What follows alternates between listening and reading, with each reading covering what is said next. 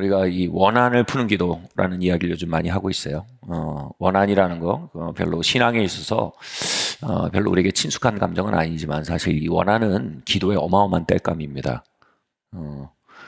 뭔가 일이 이루어졌는데 이루어지지 않는다는 거에 대한 어떤 안타까움. 예. 뭐 요즘 애들 말로 열받는다 그러죠. 뭐가 확 치밀어 오르는 겁니다. 이거 이루어져야 되는데 그걸 기도로 분출하라는 겁니다. 왜냐하면 하나님이 선하시니까, 하나님이 신실하시니까, 하나님 선하신 하나님, 신실하신 하나님, 일을 이루시옵소서. 아멘. 그리고 또 도적질 당한 것들. 여러분, 마귀가 누굽니까? 마귀가 죽이고 도적질하고 빼앗는 자입니다. 우리의 삶에 수많은 유린당함이 있습니다. 수많은 강도당함이 있습니다. 수많은 죽음들이 있습니다. 그 기초가 우리의 과거의 기초에서 보는 게 아니고 주님의 약속의 기초에서 보면요, 우리가 우리의 과거에 피폐함에 우리가 길들여져 있으면 다 가져가도 그냥 뭐 인샬라입니다. 인샬라가 이제 잘못된 섭리신앙이죠. 인샬라, 하나님의 뜻이다, 신의 뜻이다라는 무슬림의 말입니다. 다 털려도 신의 뜻이다, 다 박살나도 신의 뜻이다. 무기력하게 사는 겁니다. 근데 하나님의 선하심을 알고요, 우리의 삶을 향한 하나님의 약속을 알고요, 그리스도께서 우리의 무슨 피값을 치르셨는지 알면요, 갑자기 원한이 돌아옵니다. 와, 내가 이걸 이렇게 살 일이 아니구나. 주님이 피값 주고 다 사신 건데 내가 이렇게 털리며 사는 길이 아니구나. 그리스도의 몸된 교회가 이렇게 나약한 존재가 아니구나. 그리고 막 기도하는 원한이 생깁니다. 그 원한, 이 원한이 모여져서 기도의 땔감이 되는 것, 이것이 뭐라고요? 주님이 찾는 믿음이래요. 할렐루야. 여러분, 주님 찾는 기도 드릴 줄 아는 우리 되길 바랍니다. 네. 그런데 이 원한을 푸는 기도를 통해서 주님이 다시 오신대요. 네. 주님이 다시 오신대요. 이 원한을 품고 하는 기도를 통해서 주님이 다시 오신대요. 이게 굉장한 얘기예요. 주님이 다시 오신다는 말은 두 가지를 의미합니다. 네. 이 원한을 품는 기도를 통해 주님이 다시 오신다. 우리가 전에 설명한 걸 조금 더 줄여서 얘기하자면 이게 점점 다 빌드업이 되는 거라서요. 얘기하면 이겁니다. 원한을 품은 기도를 통해서, 그걸 주님이 믿음이라고 합니다. 내가 다시 올 때 믿음을 보겠느냐. 주님이 재림하실 때 이 믿음을 통해서 오신다는 의미인데, 믿음을 전체 의미로 보면 교각, 휘포스타시스라고 말씀드렸어요. 다리. 그러니까 주님이 영원 속에서 우리의 현실 안으로, 주님이 주님의 약속들을 이루기 위해서 주님의 영원의 피 안에서 우리의 이 땅이라는 현실로 걸어 들어온 데 브릿지, 교각, 다리가 필요한 거예요. 그 다리가 뭐라고요? 믿음이래요. 근데 그 믿음이 뭐라고요? 믿습니다고 시옷자 10개 박는 게 믿음이 아니고 뭐라고요? 원한 맺힌 기도래요. 주님께 원한 맺힌 기도를 드리는 그 요청을 통해서 주님이 오신다는 거예요. 놀라운 얘기예요, 그죠? 근데 여기서 주님의 다시 오신다는 말이 뭔지를 좀 살펴보겠습니다. 내가 다시 올 때 믿음을 보겠느냐. 이 다시 온다는 말은 첫 번째로 당신의, 그분의 재림을 의미합니다. 지난번에 말씀드렸듯이 예수님의 초림도요, 그냥 온 게 아니에요. 안나와 시므온이라는 사람으로 상징되는 무리들이 예수님의 초림에 대해서 붙들고 기도하고 원한 섞인 기도를 했어요. 주님이 다시 오셔서 죄로부터 당신의 백성을 건진다고 약속하셨습니다. 주님이 오셔서, 초림이죠. 주님이 말씀이 육신이 되어 우리 가운데 거함으로 주님의 백성을 죄 가운데서 건져내신 역사를 주신다고 말씀하셨습니다. 그 일을 이루어 주십시오. 우리가 죄 가운데 살고 있습니다. 주님이 죄의 근처에서 건지는 주님의 방문을 우리 가운데 베풀어 주세요라고 안나와 시몬이 원한 섞인 기도를 드린 거예요. 그래서 예수 그리스도의 초림, 즉 예수님이 크리스마스에서 처음 오신 걸 초림이라고 하죠. 이 처음 오신 일은 그냥 시간돼서 온 게 아니고 뭐라고요? 기도의 양이 차서 왔다는 겁니다. 여러분, 주님의 시간표는요, 물리적인 시간의 양이 아닙니다. 주님의 시간표는 모래시계입니다. 모래시계가 뭐예요? 양이 차면 시간이 다 된 겁니다. 카이로스입니다. 카이로스는요, 양이 차는 겁니다. 크로노스는 그냥 흘려보내는 겁니다. 그럼 군대 가면 뭐예요? 그래도 국방부의 시대가 간다 그러잖아요. 그게 크로노스예요. 근데 뭐예요? 카이로스는 그렇지 않아요. 카이로스는 양이 차야 되는 겁니다. 주님의 재림에 대해서도요, 다양한 양이 차는 것을 말합니다. 순교자의 양이 피가 차야 된다고 얘기합니다. 그리고 이 땅에 악이 차야 된대요. 그리고 굉장히 결정적인 뭐냐면 기도가 차야 된대요. 할렐루야. 그리고 주님은요, 아주 의도적으로 목적적으로 주님의 다시 오심을 위해 기도의 양을 채우는 무리를 일으키시겠다는 말이 성경에 가득합니다. 아멘. 그래서 뭐예요? 요한계시록 22장에 가면 오라 오라 오라 이 얘기가 계속 나와요. 그래서 이 오라가 어디에 있냐면 그리스도의 신부의 외침이래요. 교회 안에 있는 가장 근원적인 외침이 주님 오세요라는 외침이라는 거예요. 그리고 성령의 외침이래요. 성령께서 우리 안에 신음하고 계신 모든 신음이 결국 뭐에 레이저처럼 모아져 있냐면 주님 다시 오세요 이거라는 겁니다. 그리고 목마른 자들, 즉 모든 문제 해결과 모든 고통 속에서 치유와 해결과 돌파를 갈구하는 모든 만물이 오라고 외치고 있대요.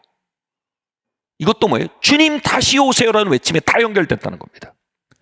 결국 이 땅의 모든 눈물과 모든 악과 이 땅의 모든 불의와 모든 무질서를 해결하는 것은, 여러분 잘 들으셔야 돼요, 인간의 노력이 아닙니다. 인간이 더 나은 정부를 갖게 돼서 해결되지 않습니다. 인간이 더 나은 기술을 가지고 해결되지 않습니다. 주님이 다시 오셔야 해결됩니다. 여러분 기독교 신앙은요, 모든 갈등과 모든 악과 모든 불의와 모든 눈물 속에서요, 우리가 조금 더 잘해서 이걸 풀어보자라고 말하지 않습니다. 그걸 인본주의라고 말합니다, 여러분. 바른 재림신앙을 가진 사람은요, 인본주의에서 노인받을 수 있습니다. 그 모든 것 속에서 뭐라고요? 주님 다시 오세요. 그러면서 뭐라고 끝납니까? 요한계시록 22장에 어떻게 끝납니까? 마라나타 주 예수여 다시 오소서. 아멘? 그게 교회와 성도와 만물의 외침이라는 거예요. 아멘? 그런데 그분의 재림, 다시 오심에 대해서 오늘 조금 여러분 멀게 안 느껴졌으면 좋겠어요. 굉장히 우리의 피부에 와닿는 얘기예요. 여러분 외침이 있으세요? 여러분 원한이 있으세요?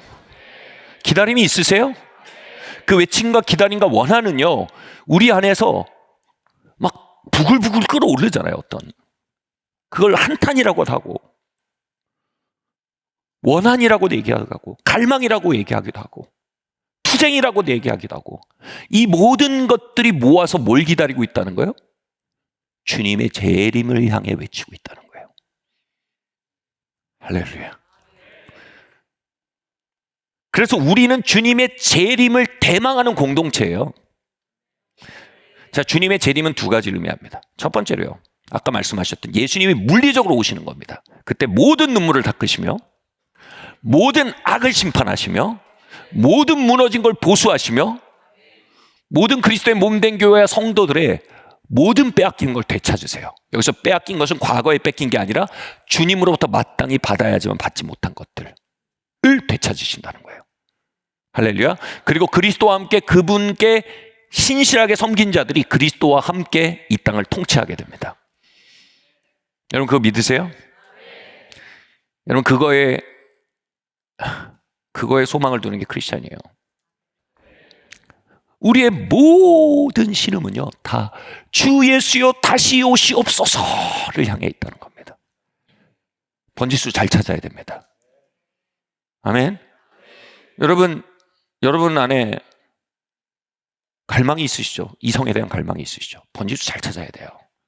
그 여러분 아내를 향한 거예요. 여러분 남편을 향한 거예요. 아멘 한 명만 하시는데, 번지수 이상한 데 찾으면 뭐예요? 방황이 시작되는 거예요. 그리스도의 몸된 교회가 우리 안에는 갈망과 탄식을 가지고 이상한 번지수에다 투사하면요, 교회가 교회의 기능을 잃어버리기 시작해요.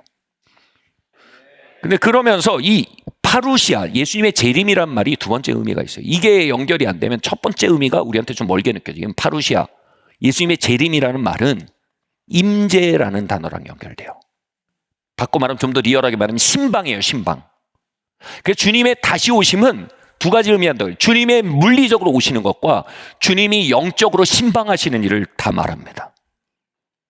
그리고 많은 신학자들이 말합니다. 주님의 물리적으로 다시 오시는 일은 주님의 재림을 대망하는 이들에게 영적으로 미리 신방해 주시는 일을 통해, 이해하시겠어요? 정말 재림을 대망하는 이들이 재림을 막 대망해요. 그럼 그들이 먼저 앞당겨 누리는 선납금이 있어요. 그럼 주님이 영적으로 그들을 신방해 주시는 거예요. 그래서 재림은 그 신방을 통해 계속해서 재현되고 있어요. 아멘. 저는 18살 때 성령의 신방을 받았어요. 제 몸에 끊어질 수 없었던 질병이 있었는데 그날 끊어졌어요. 제 마음에 끊어질 수 없던 죄가 있었는데 그날 끊어졌어요. 제 삶에 해결될 수 없을 것 같은 문제가 있었는데 그날 해결됐어요. 제가 불면증이 있었어요. 우울증이 있었어요. 그날 해결됐어요. 주님이 저를 신방해 주셨어요. 어떻게요? 성령의 부으심이라 그래요. 이걸 영적 도래라고 합니다. 여러분, 영적인 도래, 주님의 신방이 빈번히 일어나는 각도가 있대요. 그건 뭐냐면 그분의 재림을 갈망하면서 마라나타 오시옵소서 하는 자들, 인간의 노력과 인간의 기술과 인간의 선택의 발전과 돌파에 소망을 두지 않고 주님의 다시 오심에 발전과 도래와 발전과 돌파와 성장의 소망을 둔, 해결의 소망을 둔 자들, 그 각도에 정련돼 있어서 마라나타라고 외치는 교회 위에 그 심령 안에 주님이 몇 날 며칠 몇 시에 오겠다라고 말씀하신 게 아니고 그 미혹되는 거고, 그들이 어떻게 해요? 그들은 빈번하게 주님의 영적 신방을 빈번하게 받게 된다는 거예요. 그래서 파루시아란 말이 왕의 도래라는 의미예요. 그래서 왕의 도래는 이걸 전부 다 의미합니다. 옛날 로마 황제 때 쓴 단어예요. 파루시아가. 로마가 얼마나 나라가 큽니까? 그래서 어떤 지역에 내가 가겠다 그러면 그 지역으로서는 어마어마한 일이에요. 왜냐면 왕이 거기 한번 방문하는 게 있을 수도 없어요. 몇백 년 만에 한 번 올까 말까요? 왕이 땅이 너무 넓으니까. 황제가 거기 가겠다면 뭐냐, 황제 사절단이 옵니다. 그래서 길을 다 닦아요. 그리고 두 번째로, 황제가 오는데 거기 못 살면 안 되잖아요. 거기 지역 복지에 힘을 씁니다.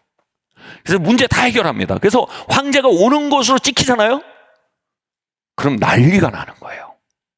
그래서 파루시아 전체는 뭐냐면 황제가 오리라라는 그 선언은 먼저 황제 사절단이 먼저 와서 그걸 준비하는 걸 의미합니다. 그게 몇십 년 동안 이루어진대요. 그리고 마침내 그 일이 어느 정도 찼을 때 어떻게 해요? 황제가 오는 거예요. 이게 파루시아라는 개념이에요. 주님의 재림은 단회적인 사건이에요. 예수님 물리적으로 여러 번 오지 않으세요. 예수님은 육체를 입고 이 땅에 나타나실 거예요. 그리고 이 땅에서 주의 성도들과 함께 영원히 다스리실 거예요. 할렐루야. 근데 그 단회적인 사건은 한 번의 긴 세션이라는 거예요.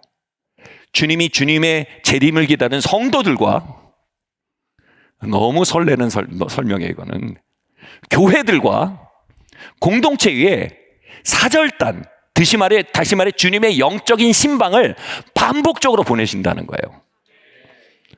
그들에게 뭐예요? 이게 주의 길을 예비하라는 이사야서의 예언이에요.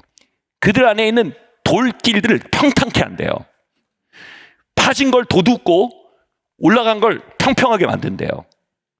그리고 주님의 방문에 어울리지 않는, 그분의 성품과 그분의 아름다움과 그분의 정의로움과 그분의 자비와 어울리지 않는 것들을 바로잡으신대요. 아멘. 그래서 여러분, 재림신학을 공부해보면요, 점점 피부에 와닿아요. 왜냐하면 재림신앙은 언제 있으니까 그런 사건이 아니고요, 지금도 곧 벌어질 수 있는 일이에요. 지금 이 예배도요. 어떻게 주님이 영적으로 신방하세요. 근데 그 신방이 그냥 벌어지는 게 아니고 뭐라고요? 그들의 눈물과 한과 그들의 목마름과 그들의 문제의식을 가지고 뭐예요? 인간에게 답이 없습니다. 마라나타, 주 예수께서 오지 않으시면 이건 진보가 아닙니다. 진보는 주님이 오셔야 되는 겁니다. 그럼 옆 사람들 말 거야. 그렇게 기도해서 주님이 진짜 오시겠냐? 그 사람도 못 봐요. 장님이에요. 이렇게 구하는 자들 뭐예요? 하나님이 영적으로 계속 신방하세요.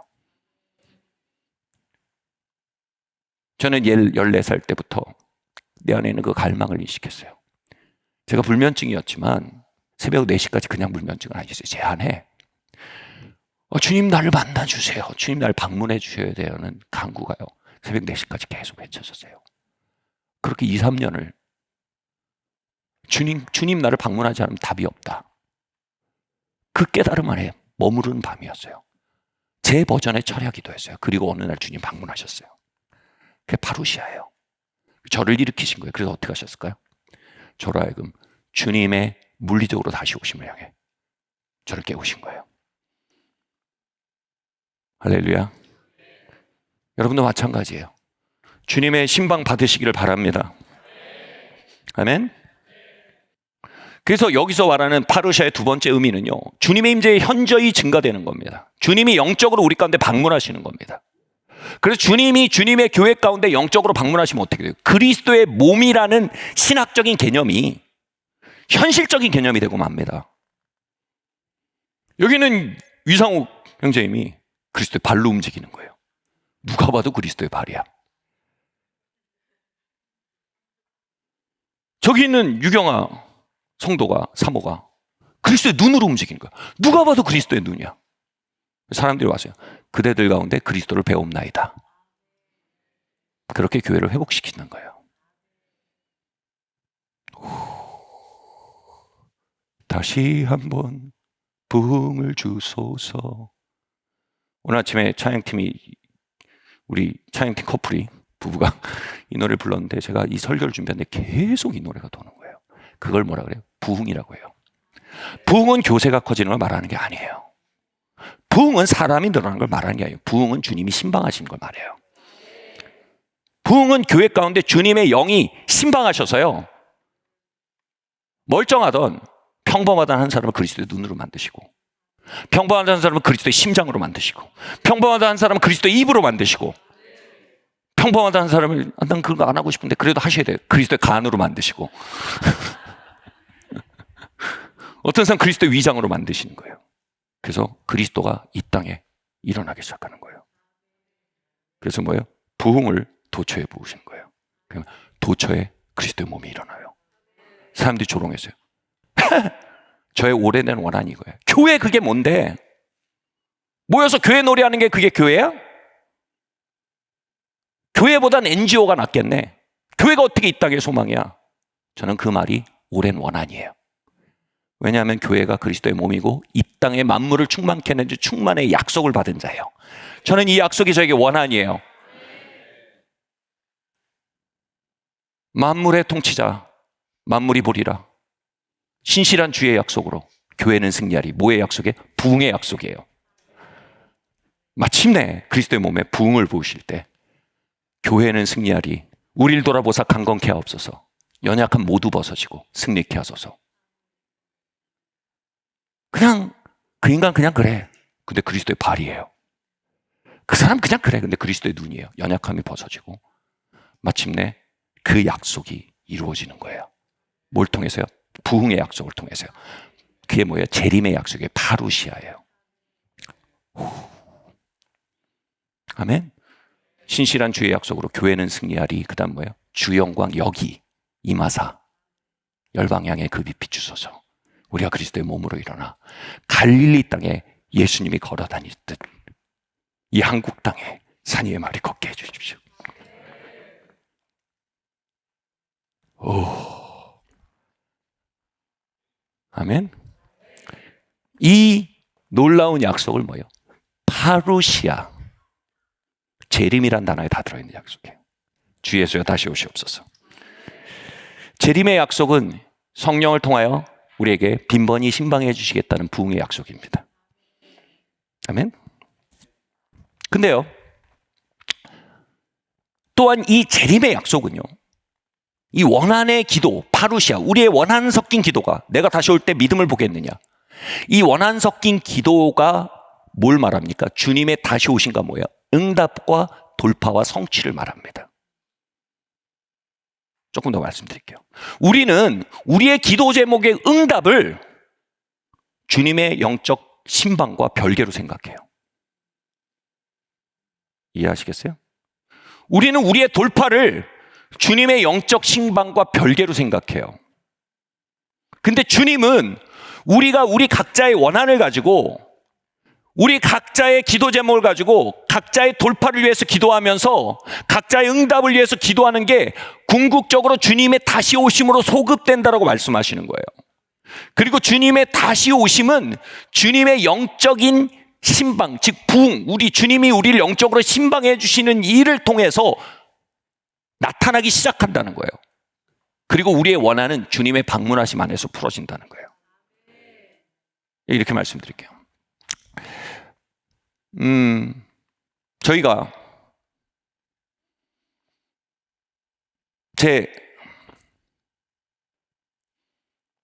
이거 뒤에 써야 되는 예화에서 넘어가야겠네. 네, 이거는 뒤에 얘기해야 돼요. 저는 여러분의 모든 종류의 기도 응답과 신음과 기다림들이 주님의 신방과 연결되어 있다는 걸 깨닫는 게 대단히 중요하다고 생각합니다. 그리고 주님의 신방의 약속은, 부흥의 약속은 주님의 재림과 연결되어 있는 것과 굉장히 중요하다는 걸 말씀드리고 싶어요. 이거 고구마 줄거리라고 말씀드릴게요. 고구마를 뽑을 때 고구마 하나만 툭 나오는 방법이 없어요. 저 고구마를 저 굵은 걸 뽑으려고 이쪽 걸 자꾸 뽑기 시작하면 뭐예요? 작은 알갱이부터 툭툭툭 나와요. 그 다음에 중간 알갱이 나와요. 저 깊이 있던 제일 굵은 알갱이가 따라 나오죠.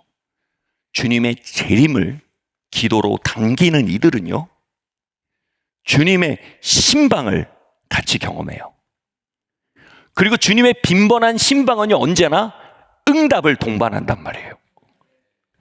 돌파를 동반한단 말이에요. 치유를 동반한단 말이에요. 해결을 동반한단 말이에요. 사랑하는 성도 여러분, 나는 그냥 응답을 원할 뿐이에요. 나는 주님의 신방은 원하지 않아요. 그러면 주님의 약속을 뭐랄까요? 램프의 요정 지니처럼 만드는 거예요. 주님이 이 문제 해결해 주세요. 아니요. 문제 해결은 주님 자신을 구하는 데서 와요. 주님 오셔야 돼요. 주님이 오시지 않으면 해결이 안 돼요. 제가 아까 한국 땅에 다양한 문제들이 있어요. 그죠? 근데 이것에서 우리가 이 정당을 밀어야 되고 저 정당을 밀어야 되고 지금 난리예요. 그죠? 동과 서가 서로를 믿는 게 하나님 뜻이라 그러고, 이제 노년 세대와 청년 세대가 서로를 미는 게 해답이라고 말하고, 진보와 보수가 서로를 미는 게 해답이라고, 하나님 뜻이라고 말하고. 네, 여러분, 그 어떤 것도 해답이 아니에요. 주님이 이 땅에 신방하셔야 돼요. 다시 오셔야 돼요. 자, 여기서 이렇게 말씀드릴게요. 여러분, 영국 개혁과 프랑스 혁명은 굉장히 많이 대비되는 이야기입니다. 교회사적으로 보면요. 프랑스 혁명과 영국 개혁은 혁명과 달라요. 영국 개혁은 둘 다 왕정을 끝낸 통로였습니다. 근데 이 왕정을 끝낸 방식이 완전히 달라요. 영국은 명예혁명이라 그래요. 뭐냐면 웨슬리와 조지 휘필드라는 사람들을 통해서 일어난 어마어마한 1차 대각성 운동, 부흥운동이 영국에 퍼집니다. 그로 말미암아 하나님이 그 땅을 신방하세요. 이게 부흥이에요. 하나님 영국 땅을 신방하세요. 그래서 무슨 일이 벌어졌냐 하면 사회 계층과 고를 메우고 사회적 약자를 돌봐야 한다는 도덕적 각성이 사회 전반에 일어납니다. 그 도덕적 자각과 각성, 다시 말하여 회개로 인해서 사회 계층의 문제를 해결하고자 하는 자체적인 움직임이 일어나며, 그리고 그로 인해서 가장 결정적인 사건이 뭐예요? 노예제도 폐지입니다. 윌버포스 아시죠? 이 사람들이 뭐냐면 하나님의 신방을 경험한 사람들이 우리가 노예를 착취할 수 없다라는 양심의 자각이 돌아왔어요. 그래서 위에서부터 탑다운으로 벌어진 사건이에요. 상류층이 자각하고 회개해서 노예를 해방시켜요. 그게 노예 해방운동이란 꽃을 피웠지만 전체 토양 자체가 회개에 기초한 사회가 됐어요. 그때 술집들이 문을 닫고요, 죄들이 척결되고요, 도덕혁명이라 그래요. 도덕성의 한 세에 돌아왔어요. 그게 뭘로 가능했어요? 주님이 그 영국 사회를 방문해 주신 거예요. 그리고 자연스러운 과정을 통해서 왕이 헌법 밑으로 들어오는 입헌 군주제가 세워져요. 그 과정이 아름답고 명예롭게 진행돼서 명예혁명이라 그래요. 반면 프랑스는요, 하나님의 부흥 안에 혁명이 일어나지 않았어요. 그들은 계층 갈등을 통해서 이렇게 말했어요. 우리가 뒤집으면 더 나은 사회를 만들 거라고 약속했습니다. 뒤집어서 다 죽였습니다. 왕도 죽이고 귀족도 다 죽였어요. 그리고 프랑스 혁명이 어떻게 평가받는 줄 아십니까? 독재자를 죽이고 더 나쁜 독재자를 만났다. 그리고 나폴레옹이 드러난 거예요. 나폴레옹에 대해서 이렇게 저렇게 평가할 수 있지만 사실 독재의 정도는 더 했다라고 얘기하는 건 객관적인 얘기입니다. 그러니까 인간은요, 문제를 해결하지 못해요. 인간은 진통제를 놓을 수 있을 뿐이에요. 문제를 유보시키고 더 나쁜 걸로 돌려받는 거예요. 인간의 과학기술의 발전과 사회 제도는요, 더 나은 걸 만들지 못해요. 근데 주님의 파루시아만이 우리 진정한 의미에 진보시킬 수 있다는 거예요. 저는 이 땅에 정말 필요한 것은 특정 정당의 승리가 아니라고 믿어요. 전 그게 크리스찬의 양심적인 고백이라고 믿어요. 이 땅에 정말 필요한 건 파루시아예요.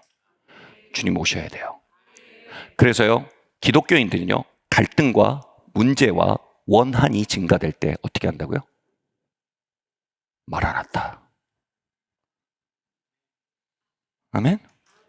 그래서 그때 기도가 강해져요.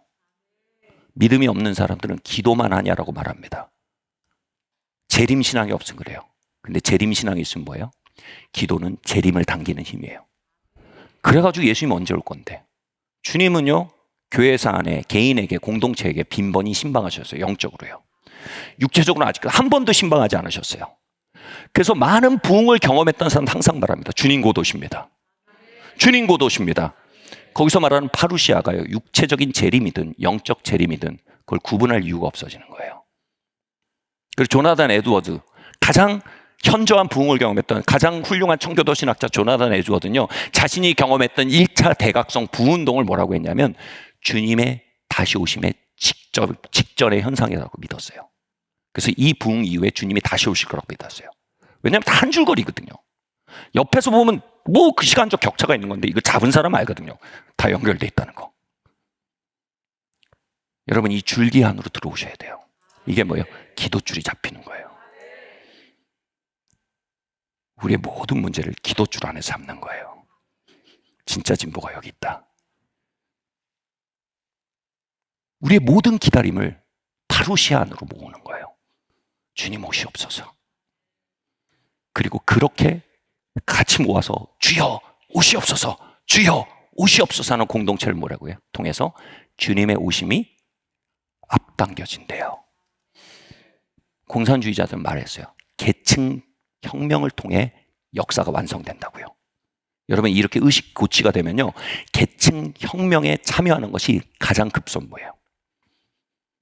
연애도 뒤를 미룹니다. 계급 투쟁에 참여해야 됩니다. 아시는 분? 저만 아시나요? 그걸 의식화라 그래요. 의식화. 의식화돼서 살라고 말합니다. 근데 성경은 말합니다. 깨어나라. 그게 뭐예요? 기도하라는 겁니다. 여기서 말하는 기도하는 건 램프의 요정 진일 찾으라는 게 아니고 뭐예요? 이 성경이 말하는 놀라운 파루시의 맥을 잡으라는 거예요. 그리고 마라나타 주 예수의 오시옵소서라고 그걸 당길 때 너희 개인의 기도 응답은 그분의 방문하심 가운데 있고 그분의 방문하심은 그분의 재림 가운데로 연결돼 간다. 그래서 역사는 뭐예요? 기도를 통해 진보한다가 되는 거예요. 요 맥락으로 보면 기도줄이 탁 잡혀요. 왜냐하면 기도의 영이신 성령님은요, 요 맥락 위에 역사하고 계시거든요. 그래서 여러분의 모든 원한을 가지고 마라나타로 들어오셔야 돼요. 아멘? 여러분, 주님 다시 오세요. 곧 다시 오세요. 주님이 오셔야 해결돼요. 주님이 오셔야 성장하는 거예요. 주님이 오셔야 돌파되는 거예요. 주님이 오셔야 응답되는 거예요. 제 인생 9살에서 17살까지의 무한 반복, 무한 루프의 공회전은요, 17살 때, 18살 때 주님이 오셨을 때 해결됐어요. 그리고 다시 19살부터 25살까지 무한 루프가요, 무한 반복이요. 27살 때 주님이 다시 오셔서 다음으로 넘어갔어요. 주님이 빈번히 저를 신방해 주셨어요.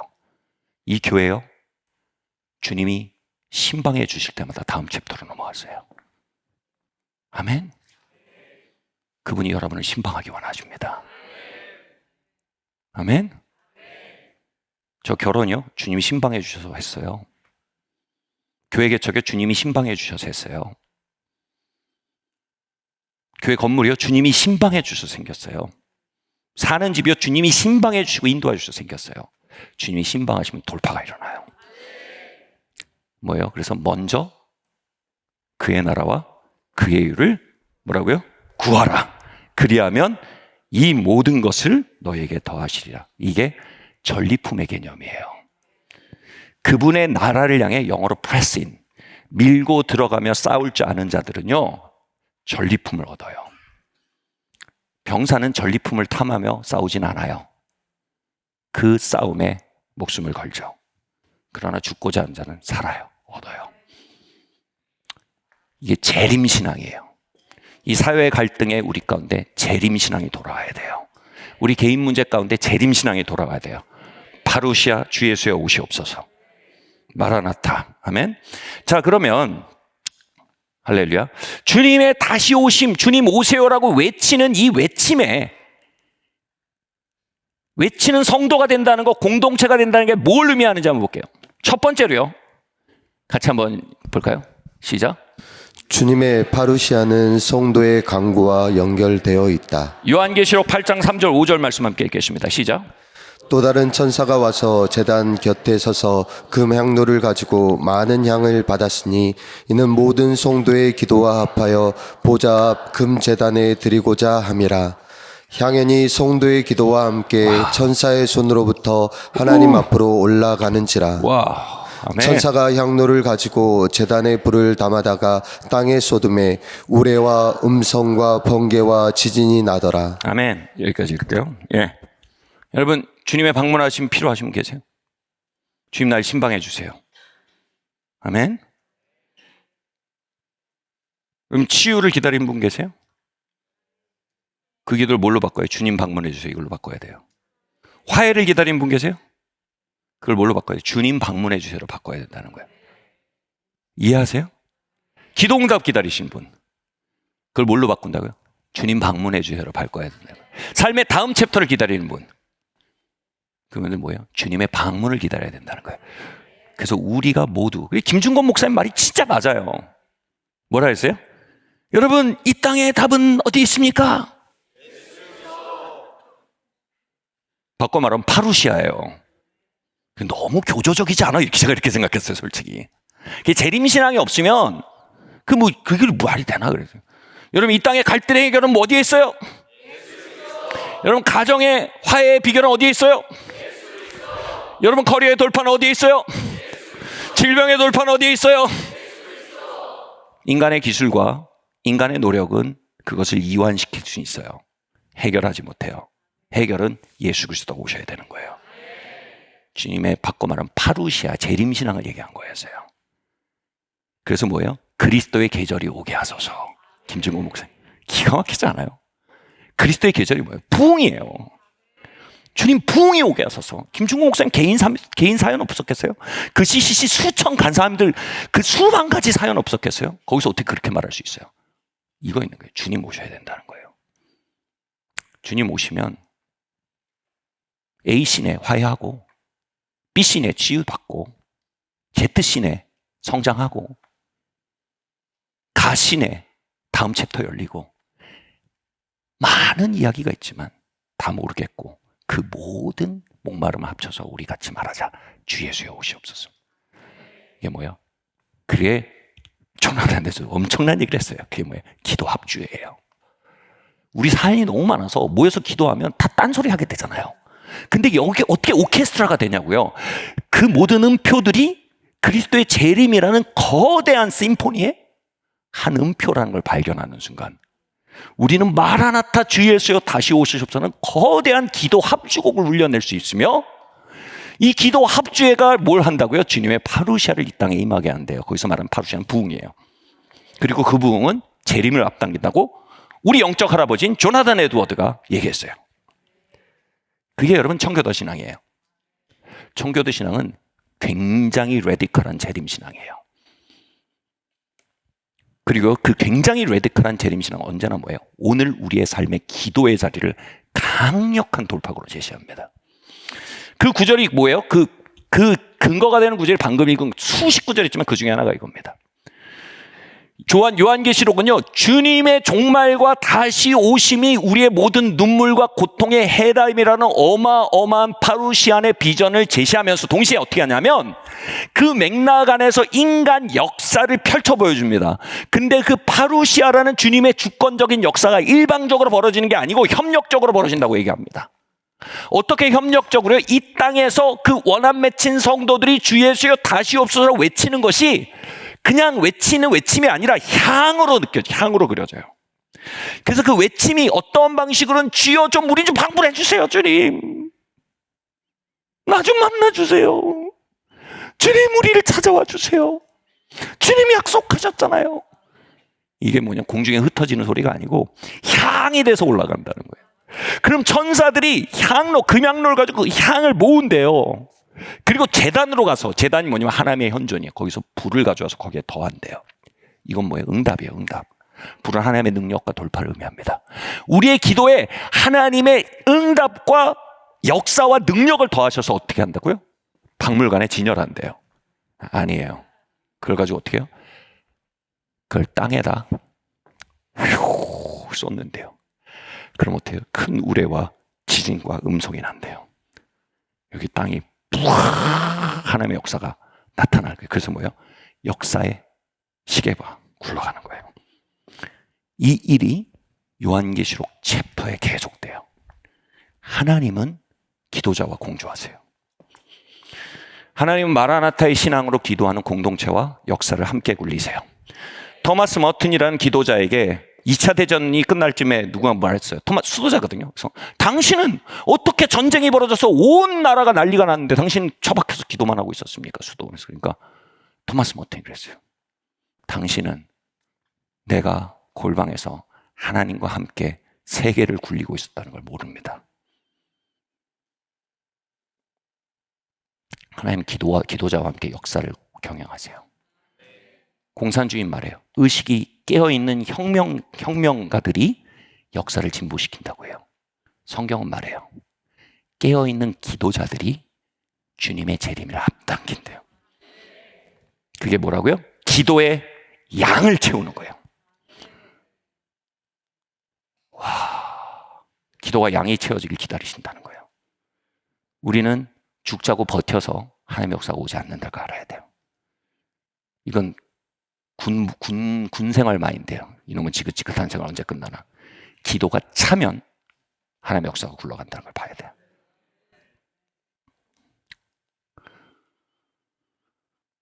제가 청년 때였어요. 제 마음에 굉장히 많은 외침이 있었어요. 하나님, 지금 막 너무 복잡했어요. 이게 10마리 토끼를 잡는 것 같았어요. 제가 청년 때. 제가 목사고시도 준비해야 되고 군 문제도 풀어야 되고 커리어도 풀어야 되고 제가 결혼도 해야 되고 뭐가 너무 복잡했어요. 근데 일단 한 놈만 패자. 결정은 뭐냐면 일단 학사장교로 가자. 공군장교로 가고 그리고 제가 군목 거기다 얘기하고 있었거든요. 목사고시에 빨리 붙으면 군목으로 데려가 주겠대요. 어마어마한 돌파예요. 나의 돌파는 학사장교 합격 아니면 군목을 빨리 붙는 거. 이게 나의 돌파다. 그리고 역시 제가 하던 가락이 있어서 공부하러 어디 갔다? 기도원으로 갔어요. 사법고시 보러 절로 가잖아요. 준비하러. 저는 기도원 올라갔어요. 그래서 딱 가서 이제 그래도 신고는 해야죠. 하나님께 가서. 하나님 도와주시옵소서. 이번 돌파가 이번 시험에 달렸습니다. 근데 제 마음에 성령께서 이렇게 감동하시고 얘야 너 여기 공부하러 온 줄 아냐? 불안하더라고요. 무슨 말씀하시려고 하니까 너 여기 기도하러 왔다.